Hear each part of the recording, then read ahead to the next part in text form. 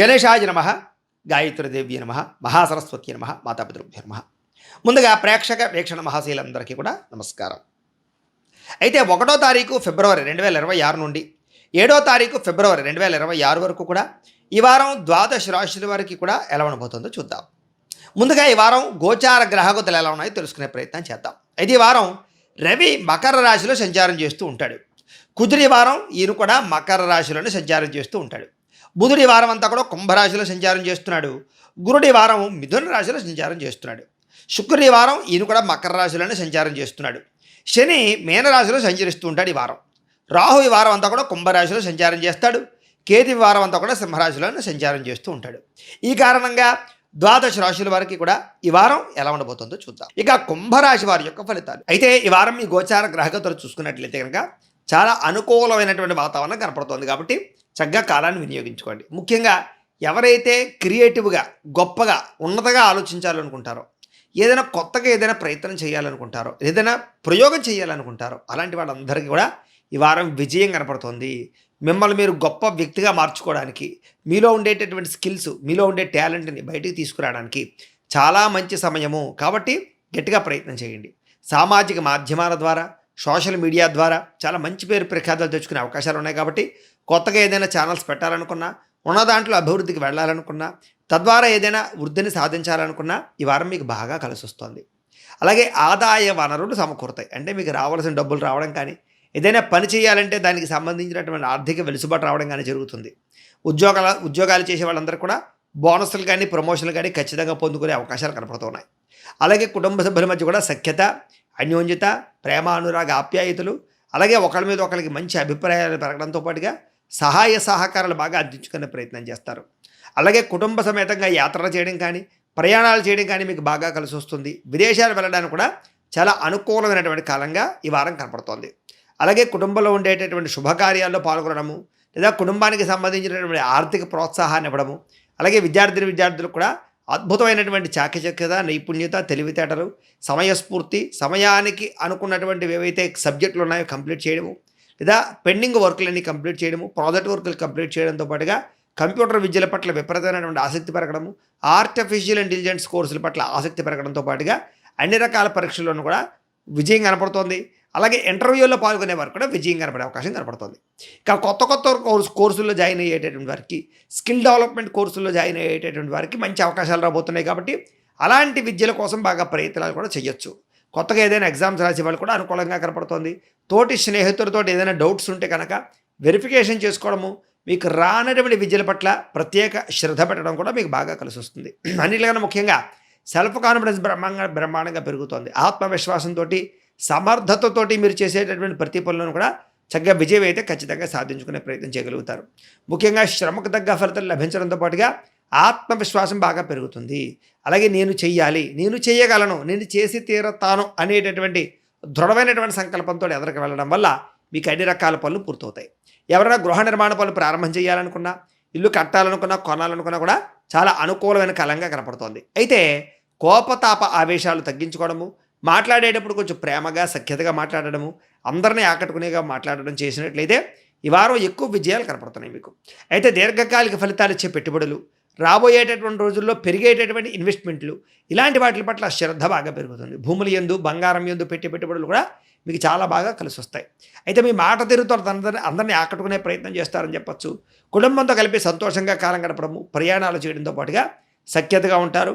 భార్యాభర్తల మధ్య ప్రేమ, అనురాగ, ఆప్యాయతలు, కలయికలు కనపడుతున్నాయి.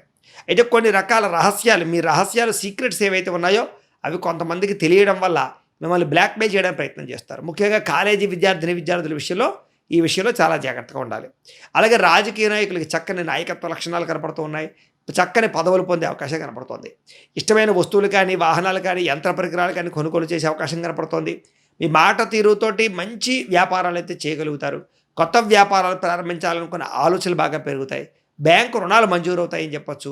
ఏదైనా వాహనం కొనాలన్నా, వస్తువులు కొనాలన్నా, వ్యాపారం పెట్టాలనుకున్నా కూడా మీకు చక్కని బ్యాంకు రుణాలు అయితే మంజూరయ్యే అవకాశాలు ఉన్నాయి.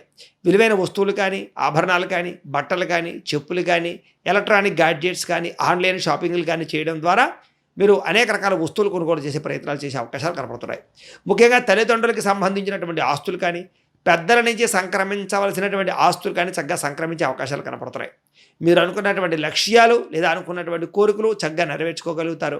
ఎప్పటి నుంచో తీరనటువంటి కోరికలు కానీ, ఎవరినైనా కలవాలన్నా, ఎవరితోటైనా సరే సరదాగా మాట్లాడాలన్నా, ప్రేమ విషయం చెప్పాలన్నా, ప్రపోజ్ చేయాలన్నా, ప్రేమికుల మధ్య వివాహం కోసం ప్రయత్నం చేస్తూ ఉన్నా, ఇంట్లో వాళ్ళని ఒప్పించాలనుకున్నా కూడా ఈ వారం చాలా అనుకూలంగా కనపడుతోంది.